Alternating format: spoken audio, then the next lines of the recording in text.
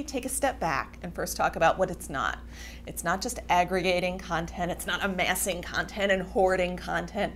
If that's what you're doing, if you're just pulling in lots of content from all across the web, you might as well just be linking out to the original stuff because you're not adding any value. So really, that's the key part of curation. If you're bringing in content from other resources, make sure that you're adding value to what you're curating as well.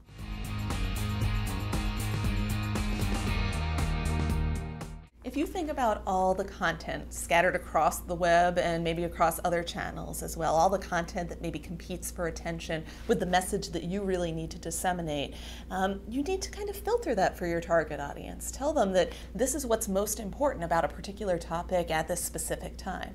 So in that sense, curation really filters the flood of content for the particular person or maybe specific target audience, the place, the time, the context, so that they're able to look at and say, this is what's most important, most relevant to me now.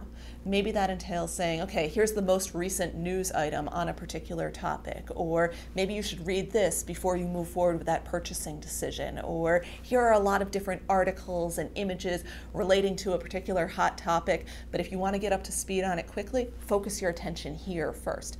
That's all the job of a good curator, to really filter that flood and say, go here first.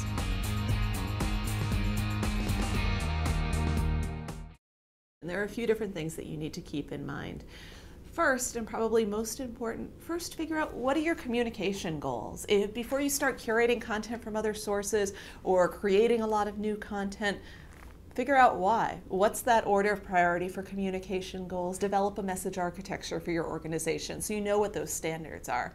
Then after you know what those communication goals are, there are a lot of different automated solutions out there where maybe through different kinds of Boolean searches and all, you can start bringing in content from other sources.